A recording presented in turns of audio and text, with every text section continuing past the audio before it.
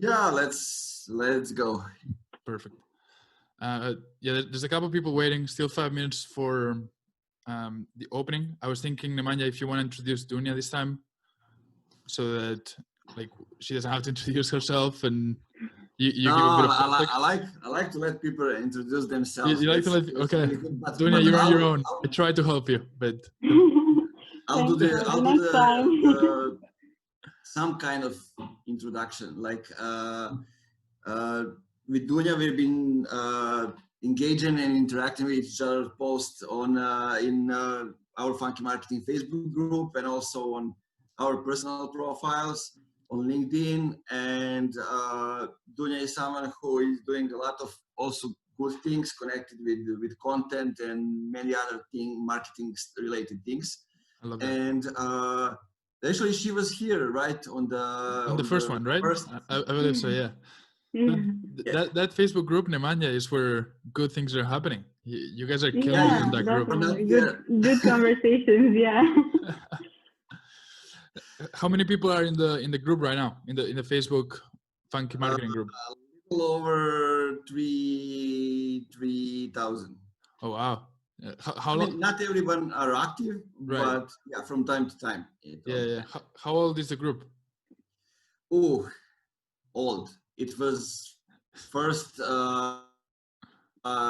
meant for something else, then we changed it. But as Funky Marketing is like 2.5 years, I think.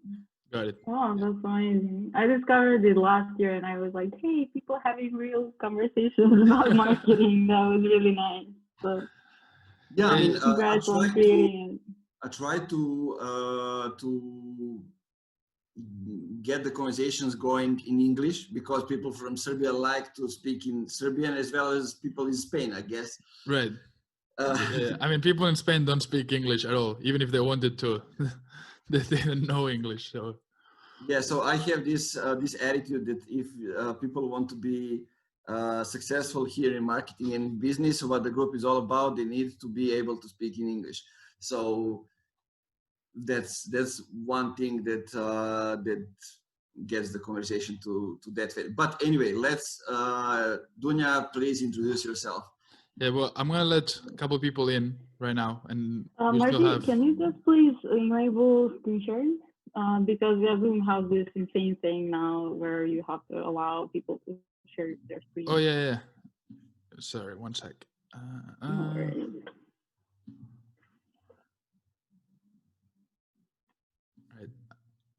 I pass you as host, which means that you're gonna have to like let people in as well, and let me know if it allows you to share your screen or not. Hopefully it does, but if yeah, I can share my screen.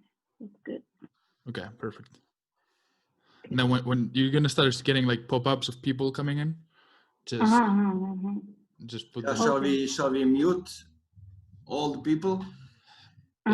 And is there a way to mute everyone at once, or? Yeah, I think so. Yeah. Okay. I'm not 100% sure, but there's some ways to do it. Okay, great.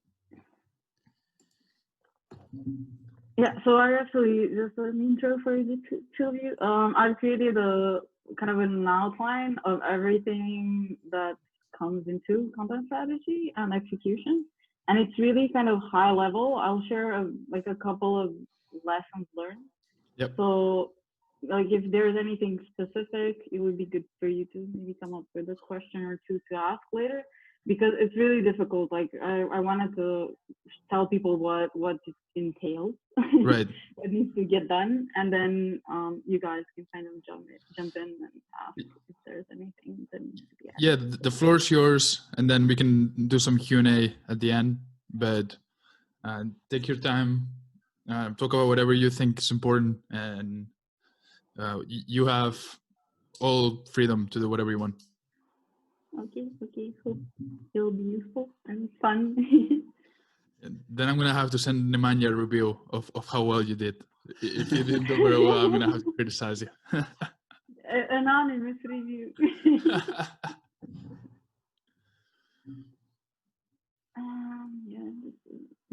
Yeah, I organized a conference last year actually for women in IT, And yeah, and when you get anonymous feedback, like some of it is really mean because there are no faces behind it, Right. but some of it is really amazing. And I think it's good because you get kind of criticism that's useful, constructive criticism. That's So. interesting. Yeah, it's interesting when feedback. I like feedback if you can see the other person, but Yeah. it's definitely interesting to hear feedback without knowing who it is. And yeah, I'm sure there were some mean people, because when people don't have to be accountable for what they say, that they just go off. But some of it was really extremely useful, so it's better like people open up. Have you watched Okay, the, so I'm the gonna. movie or read the book called The Circle? Yes, I watched the movie and I have the book. So Yeah, I mean, I don't like the movie, but the book is good. It's actually scary, and one of the things that is happening there is that there are no more privacy. So I'm gonna start there are no, admitting people in, just so you know. Yeah, let people in. There's no privacy, and therefore there are no trolls, no spam comments. Everything's public. Right. It's scary. I mean, this thing is good, but others aren't. So.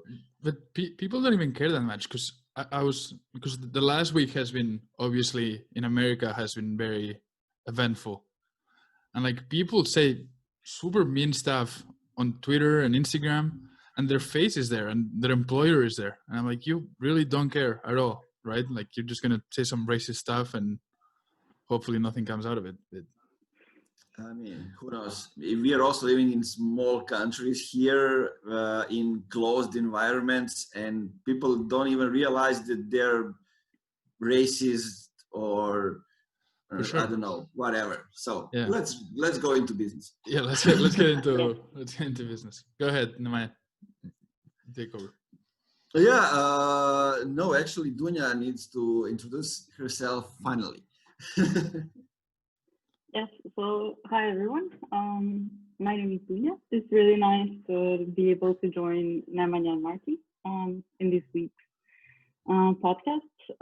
So basically, what we're going to talk about today is B2B content strategy and execution. I have about 10 years of experience in content. I started out as someone working in a content agency.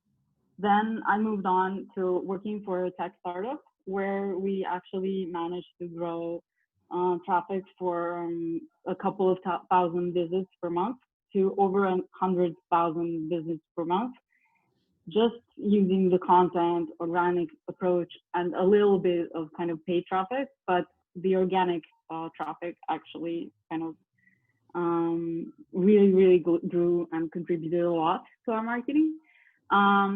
Also, like currently, I'm working for a Danish software development consultancy, and we have 4 of our own products.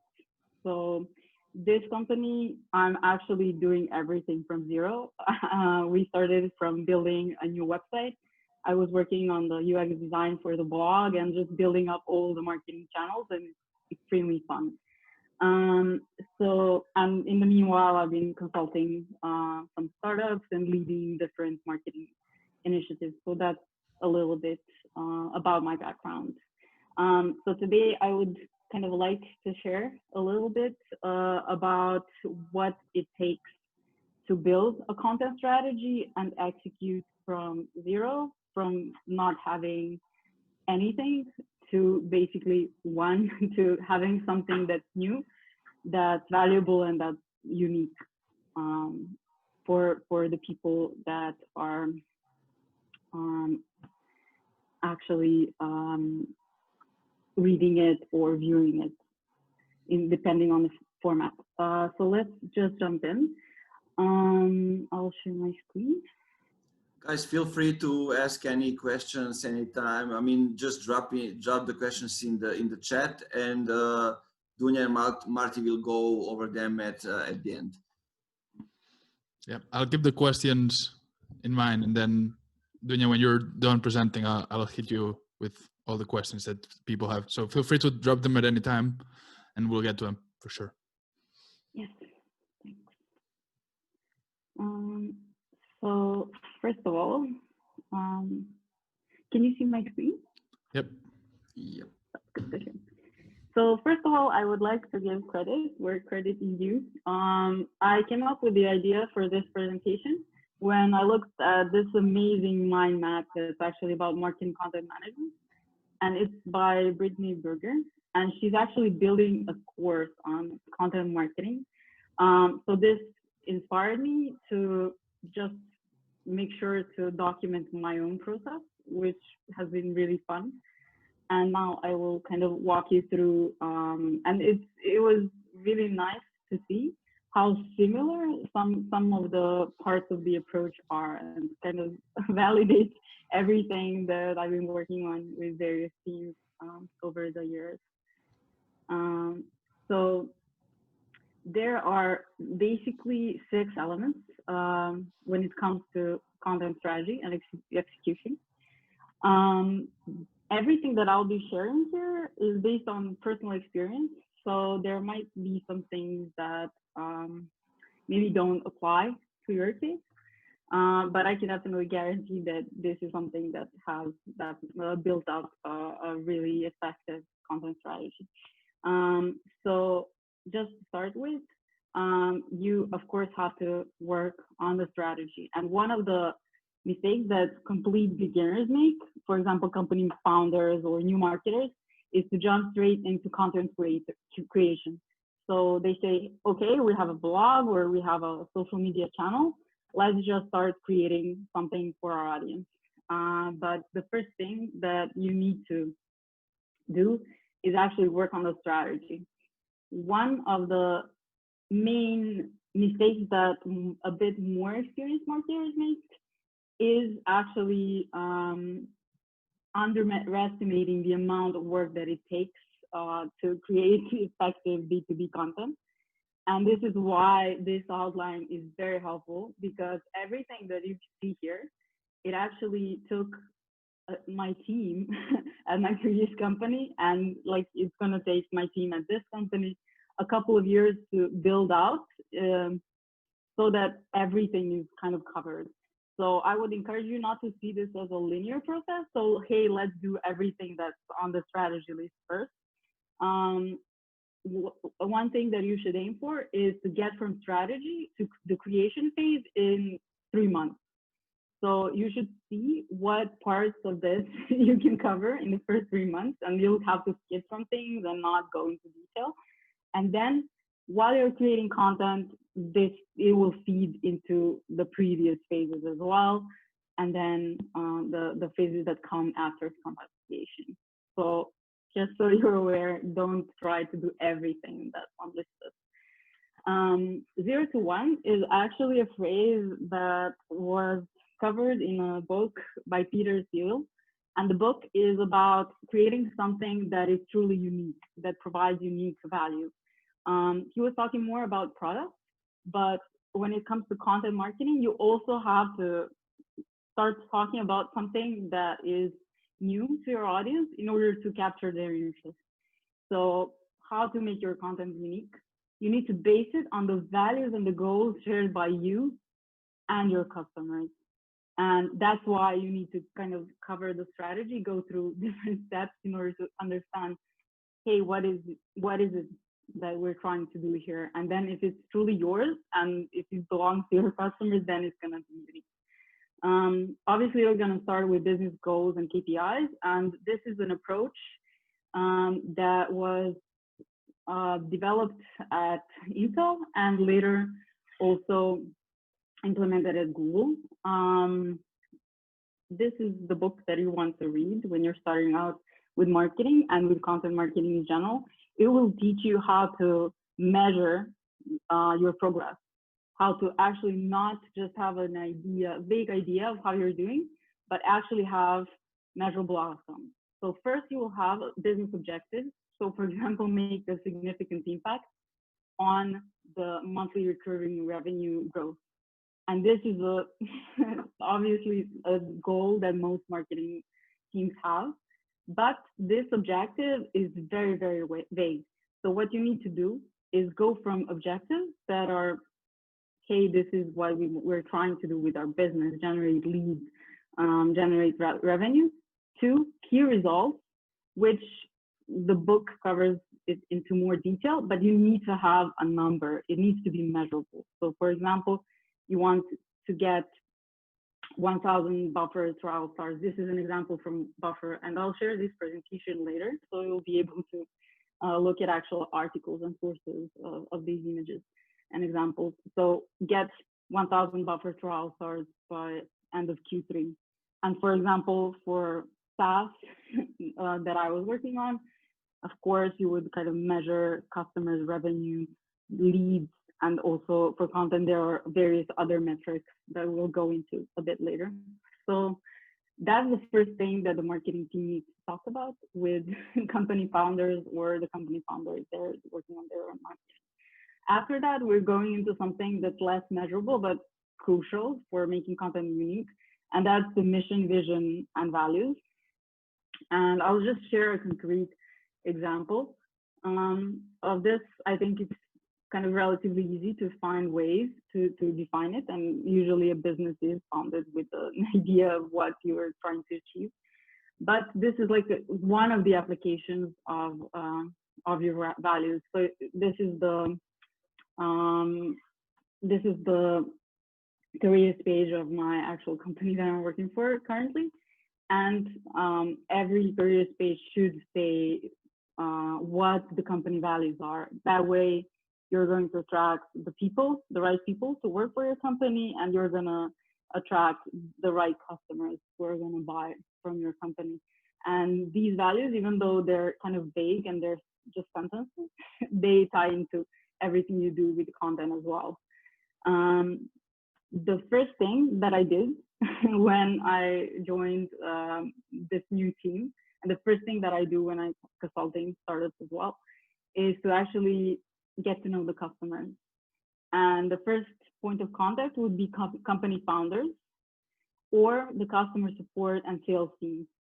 These are internal sources of information about your customers, and they can be invaluable because they know how the company started getting their first customers if you're obviously not a completely new company or a new team.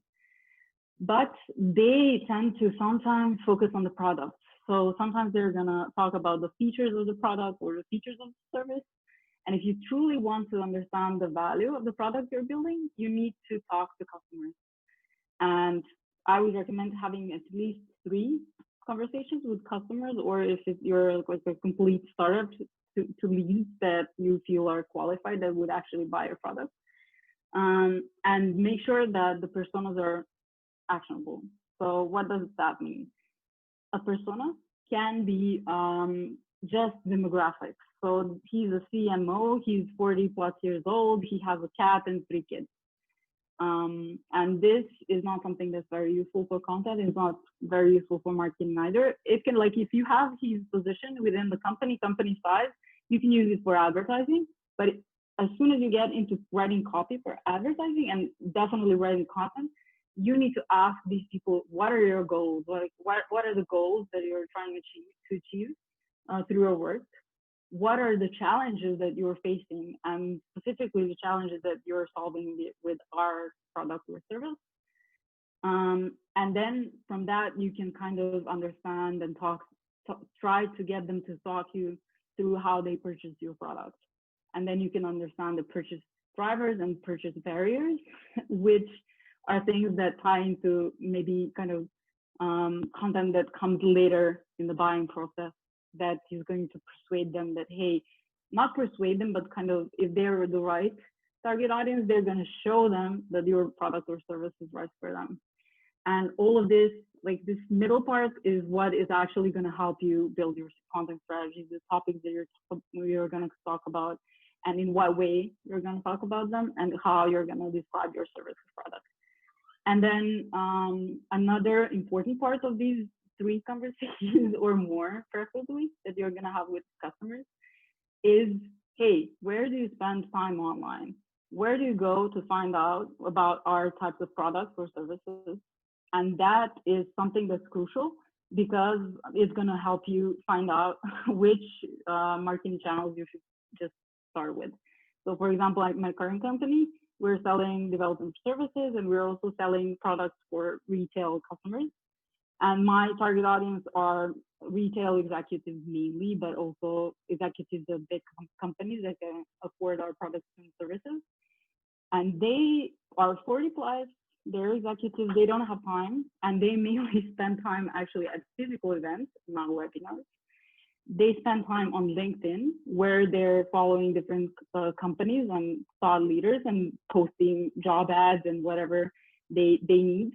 And they sometimes obviously like search things, but I know that my main channels are going to be event marketing, LinkedIn, and obviously any type of content that we can create for LinkedIn.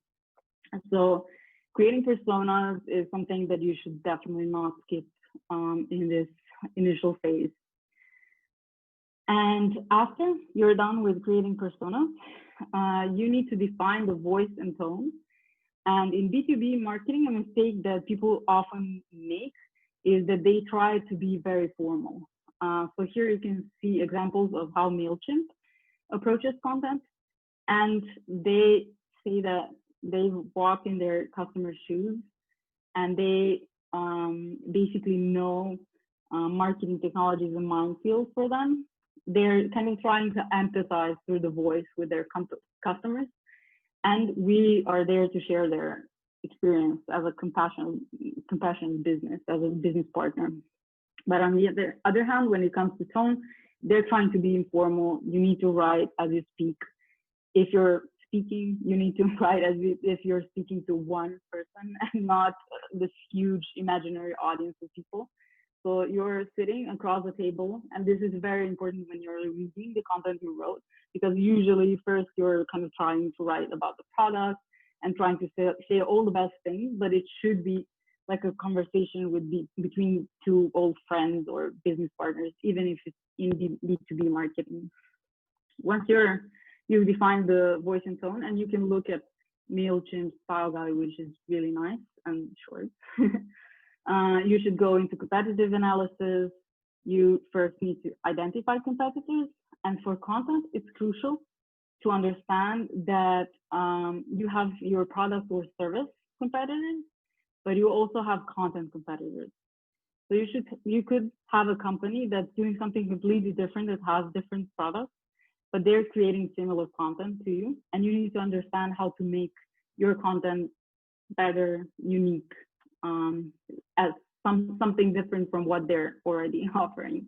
So this is something that should be part of competitive analysis when it comes to content. You're gonna analyze their strengths and weaknesses and analyze their strategies and tactics. For example, which channels are they using, but don't copy them.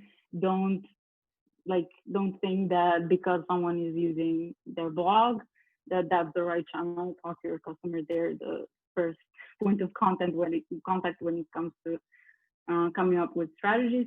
And here you can see some examples. So you'll have some high-level data about the companies, and some information about the product, but also you're going to talk about where their success comes from, and maybe what their weaknesses are. And this is something that needs to inform your strategy when thinking about your product as well. So let's see. Let's go back. So this is when it comes to strategy. I left the presentation accidentally. And then the last thing is Marty smiling. So the last thing that you're going to do in terms of strategy is defining your positioning and messaging. So now that you understand all of this, you can actually come up with what is your brand promise, what is it that's unique about your product or service. You're going to write a positioning statement, which is hopefully differentiating you from your competitors. You're going to know who your target audience is. You're going to have a primary message that you're going to repeat many times over because it takes, according to research, at least 7 points of contact before someone actually decides to buy from you. This differs by industry, obviously, but you need to have a message that you're going to ensure that reaches people. And then you have different message pillars, which could be for different personas or people in different buying stages. And the last but not the least important part is the call to action. So your call to action could be sign up for a demo. It could be anything. It could be different things depending on your product. And here you can see a bit of an example in terms of what it should cover, and it can be basically a one-pager. And this is something that everyone in your company should know. This is something that you should write about on your basic website. And like, even if you have a company where 70 out of 75 people are actually just working on the product or the service, providing the services, they should understand this about your company, because that will ensure that they're also on the same page as you. So this is the strategic part. And now we can move on to something that's more closer to kind of planning how you're gonna execute on the strategy. And this phase is also something that people underestimate. People sometimes skip and then just go straight to, hey, let's create, because we know what we want to do. Something that people understand that you need to do in terms of planning is that you need to plan out the topics. I'm gonna just tell you about kind of high level stuff when it comes to planning topics. There are a lot of things, like this is a science in and of itself, how to find what your customers are talking about, like going on social media, talking to them, understanding the questions that are in their minds. But the first thing that you need to understand is that your customer goes through different phases. So first they need to become aware of the fact that your product even exists. Then they're going to consider whether your product is right for them, and they're going to make the decision. And this is highly simplified. So here are some examples. You could, my company is selling self-checkout solution for retail. So you can explain why self-checkout is better than a cashier register. Also, you can kind of write a blog post about mobile self-checkout in retail. And this is really general, and it'll capture a huge audience. And a lot of these people are just not going to buy. They're just interested in reading about this stuff or hearing about this stuff. Then in the consideration phase, you're actually starting to talk about your product. You should not necessarily talk about your product in the awareness phase, but in the consideration phase, you're going to talk about, for example, why self-checkout is the future of shopping, and mention your product. You're going to write a white paper about the advantages and disadvantages of different types of self-checkout systems, and mention your product. And here, this content, you're actually getting closer with your audience, and you're getting them to trust you as an expert, as someone who can provide a quality service or a quality product. And in the decision stage, you're gonna basically provide them with case study about how a customer has succeeded with your product, or you're gonna provide a demo to show them your product. So this phase is obviously very important. You should just plan out some topics for different stages of the funnel. Don't try to plan out everything forever. You need to test things out. So publish 5 articles, see if people are responding to them, and come up with new topics based on that. I'm not going to go in depth about the other sections, because like each of these sections is science in and of itself. But you need to define the channels I've already mentioned. It can be LinkedIn, it can be a blog, it can be a lot of different spaces. You can create a community like the one that Nemanja created for Funky Marketing. Then you should create a calendar. For example, you can have a blog calendar and know that you're publishing content once per week. Once you have the topics, you put them in the calendar, and you make sure that you're there for your audience regularly. You also need a QA process, because when you publish something, then if it's like relatively static content, if it's a post on social media or a blog post, then you need to go back, take a look if everything looks good, because you cannot believe what mistakes can just find their way in. There's also a huge tool set for content marketing. I will go into it. I will just say that a project management tool is crucial, and Trello and Airtable are perfect for just managing the different stages of the content, and you'll see why, because there are a lot of things you need to think about. And building your team is definitely crucial. And sometimes you're going to be a one-man team, and that's fine. But then success means that you either have a really talented team of people, or you have a lot of time. So you can do it on your own, but you need a lot of time to achieve. And here are some roles that are needed for content. You need graphic and web design. That's if you have a blog or social media, you'll need graphics for that. Then you might need development. This is for your website. Content creation, content editing, which is as important as creation sometimes. Analytics and operations to understand whether your content is working. Community and distribution, which is basically making sure that your content is reaching people. And in the end, you need to also define the KPIs for each person on your team, which is something that is going to drive these people, which is going to tell them if they're on the right path. And of course, you're going to have to hire those people and make sure to evaluate them regularly. And only after you've done part of these things, like you can do them really, really kind of in an agile mode, you can move on to content creation. And content creation also has different phases. This is part of a content creation checklist, which actually has 50 items that we use to publish each piece of content.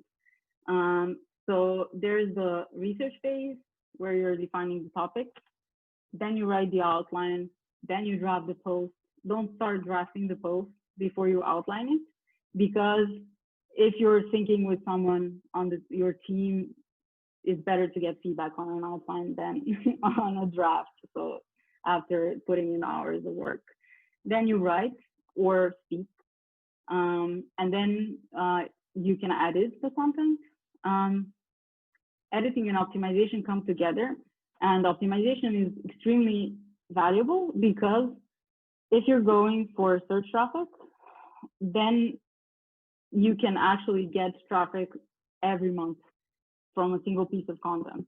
So the first month, so if you're going for social media and viral content, you might get thousands of views in the first run, but it's going to stop at some point. And if you get SEO traffic, so the company where I worked, we reached 100,000 visits per month at some point. And then after that, you know that for years, you're going to have over 1 million visitors every year without investing into new content. And that's extremely valuable.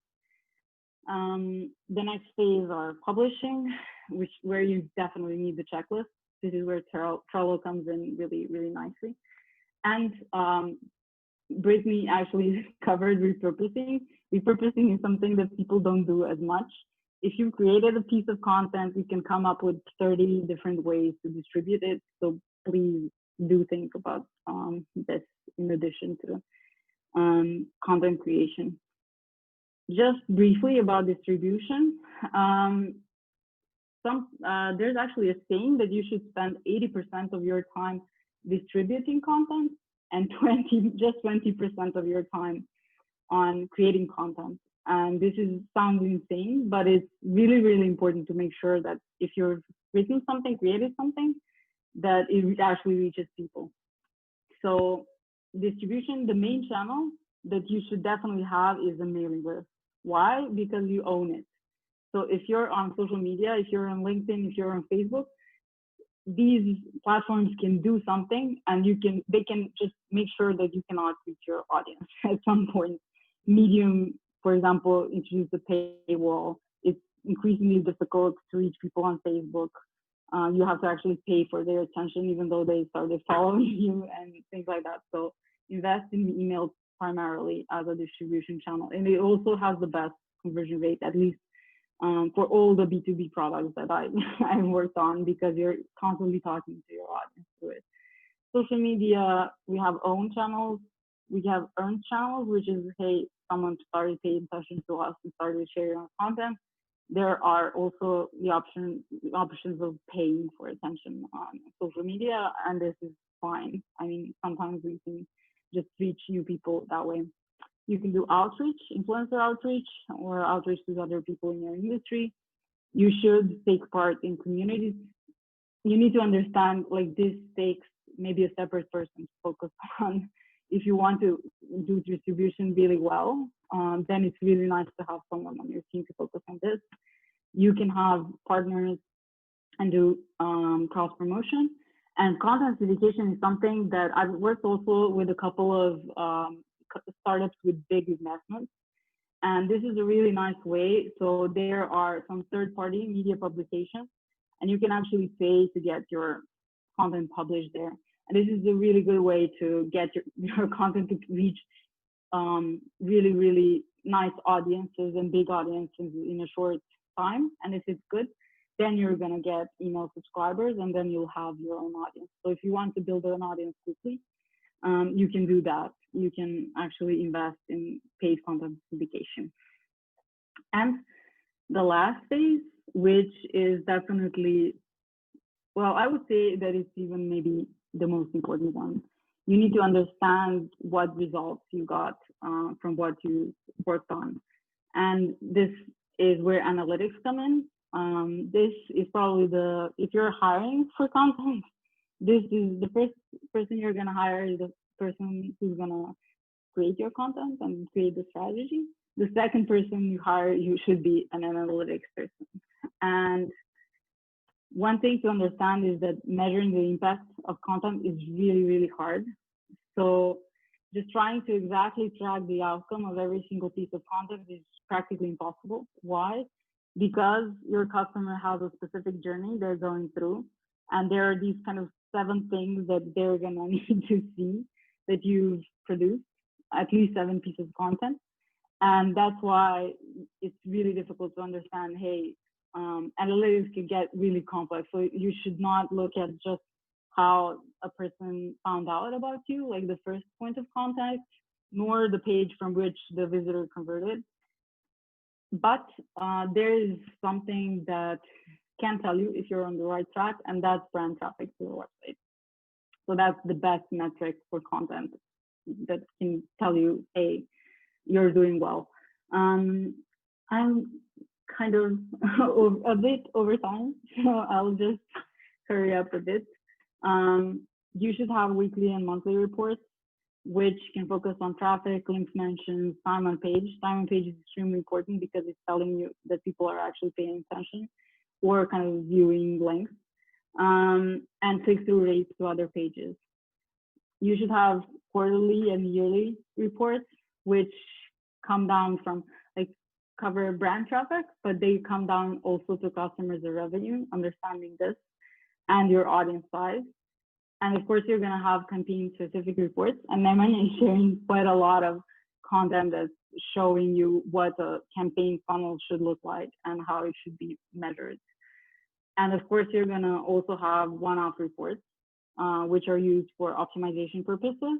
So for example, if you have a blog, you should look at high traffic pages. So you could have a page that's getting 5,000 visits per month, and they have only a couple of conversions. So you can look at other pages with high conversions and do the same thing on pages that are consistently bringing you traffic. So once you're done with evaluating, and you should be doing this on a regular basis, you can go back into the strategic process and like focus on different areas all the time. So this is something that this whole process is something that takes years to build in order to produce really, really meaningful results, and in order for you to actually understand what content is bringing leads. So for example, at my current company, we published just 5 blog posts, and within these 5 blog posts, we did manage to have one that's already bringing thousands of visits and like has leads that are converting. But that's 1 out of 5. So you need to count on the fact that not every piece of content is going to work, nor should it. So make sure to always go through the whole kind of circle and understand what you're trying to do here. So that's kind of it in terms of the presentation. Thanks for being patient and thanks for your attention. So yes, Marti, Thank you, Dania. maybe any questions? I do have a few questions that I want to ask you, and we'll record them and put them on YouTube as well. So I'm going to go start with the beginning questions from the early points of your presentation and then move forward. Sure. How would you differentiate between voice and tone, right? Because we know they're two different things, but how would you explain somebody this is what voice means versus this is what tone means, and the differences between them? Mm-hmm. Well, the voice would actually be what kind of a person are you trying to be? So, for example, for MailChimp, they're this person that has actually been through things. We're experienced. We've been there. They're telling you we've been there and we know how to do this. And then on the other hand, the tone is going to tell people it can be extremely formal. So you can use long sentences and you can be very elaborate. And that actually does work for specific audiences. But you can also be like, hey, you can use hey. And for some audiences of specific ages or of kind of at specific levels, that's going to be unacceptable. Right. But then on the other hand, for example, when you're, I used to work at a marketing agency, and there I would work with traditional businesses a lot more. So there you would be like, dear sir or madam, basically. And then when I switched to tech, you would be like, hi, first name. Right. We hope your week went well. Here's a roundup of everything that we published over the past month or so, and you can even be humorous. So the tone is very much about that part. Makes sense. Something else I want to ask you: when you're creating SEO content, how do you balance writing for the search engine versus writing for the reader? Right? Because I know when you're writing for the search engine, there's certain keywords that you have to hit and all that. Versus when you're writing for the reader, it's more about having a good consumer experience, right? Them enjoying the post. So how do you balance this two so that the search engine works, but the reader actually enjoys consuming the content? Well, the first thing that when it comes to SEO, the first principle that I always apply is that long content works, because time on page is something that is actually a measure that Google uses. This is based on data-driven research. I think from SEMrush, they shared it at some point, because people used to think it's mostly links and things like that, but it's actually time on page. Google very much pays attention to that. So the first thing that you need to understand is that long-form content is probably gonna perform better. And that's why, unfortunately, some recipe websites will tell you the story of their grandma, how their grandma used to cook something, Makes 10 sense. years ago. And then on the other hand, you start with a draft, you start with an outline, and you make sure that you cover all the topics. And when you're doing keyword research, you go to search results for the keyword phrases you're aiming for, and you look at what content is already ranking and what's missing from that content. What can I add to it? How can I build something that's more valuable than that? And when you have this skeleton, you actually don't have to put a lot of keywords in order to rank. And you're probably not going to rank exactly for the keywords you're optimizing for. That's an illusion, because you don't know what's going to happen. So basically what you should do is add your keywords to your subheadings, add them in to the first paragraph and the last paragraph of the article, add different keyword variations, but never do keyword stuffing. Never try to like use exact match phrases because it's not needed. Google is looking at more refined signals such as time on page and actual user experience. It used to be very different. You could use like I don't know, marketing agency Sydney, you know, and it doesn't make sense. Like you need an in in that phrase, but it no longer works. So it's much more refined. Makes sense. And I think that's why, like, also focusing on the customer experience and the reading experience is so important, right? Because if time on page is important, for the reader to stay on the page, it has to be well written, it has to be valuable, and it has to keep their attention throughout the reading, right? So exactly. From I'm not a big SEO expert, but it does seem to me that the more that the reader enjoys it, the more time they're going to spend, which is going to help SEO anyway. So maybe focusing as well, obviously fitting the technicalities of SEO, but also focusing on the reader is necessary. Yes, definitely. And Google also looks at the bounce rate. Right. So if your first paragraph is not good, they're going to go back to search results. And the fascinating thing, it was really scary when I started working for this company because it has only a couple of links. It doesn't have authority. The company is 4 years old. The website is not very old. And then we actually managed to get a piece of content that has thousands of visits. How? Because Google actually in the first month gives you a little bit of traffic. And then if they see that people are staying on your page and that people are not finding what they want on other websites, then you're going to succeed. And for me, that was very nice and very exciting. So if your first paragraph is kind of pulling the reader in, if the content is good enough, that's good enough for us. So a follow-up on that, you talk about like one of the key metrics being like generating a lot of traffic. But how do you balance traffic with conversions, right? Like at what point do you decide this website or this post is giving us a lot of traffic, but not converting? So is a high traffic, low conversion post a success, or do we rather have lower traffic, high conversion? Yeah, actually, that's the first thing that people look at when they start working on content, traffic. I did include it. I didn't go in depth because I didn't have the time. Yes, that's the first thing that people are going to look at, but that's definitely not the main thing that you should look at. So time on page, I would say, is a very important metric. And also, there's a really nice analytics add-on, which allows you to go to your website. It's, I think, Page Analytics, and I think it's by Google for Chrome. And you can actually see how many clicks each link got.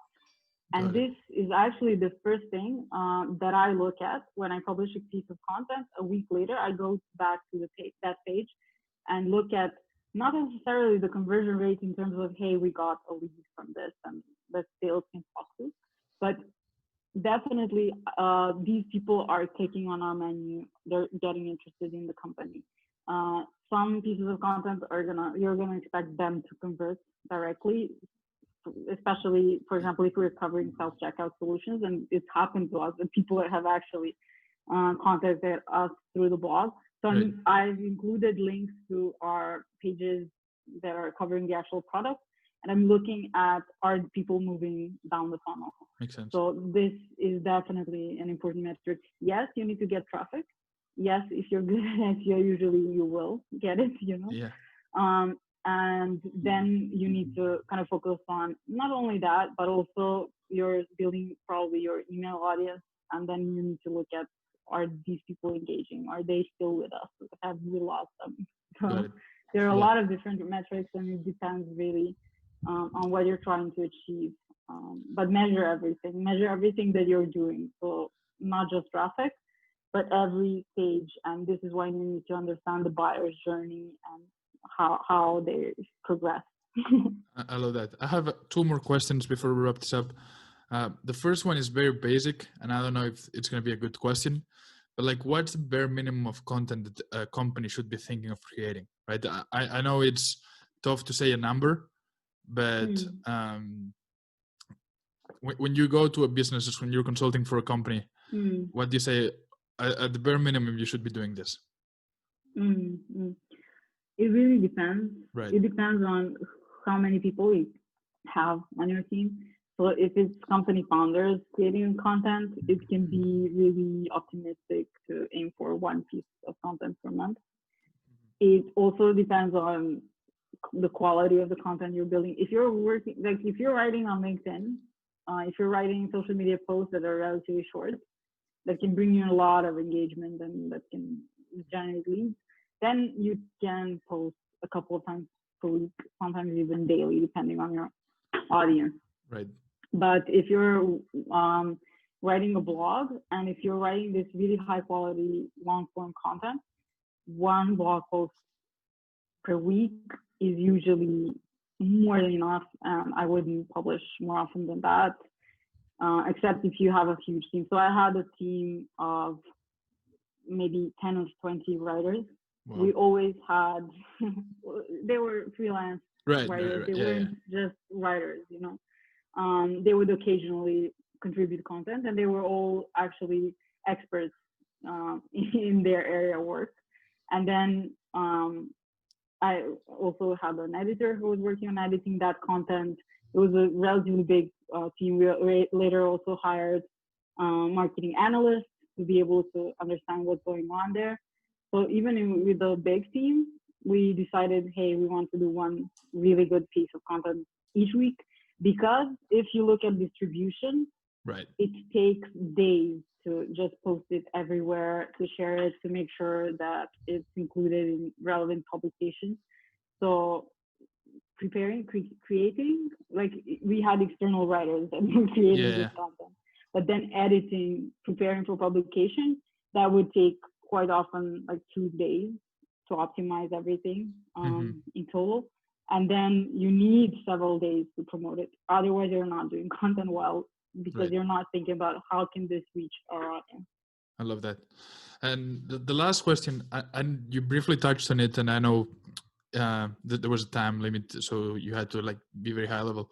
But I want to ask you if you could go a bit more in depth on how to use outreach for distribution, right? So do you have a list of like 100 influencers or 100 readers that they should read that article, or they might be interested in sharing that article, and then you send it to them?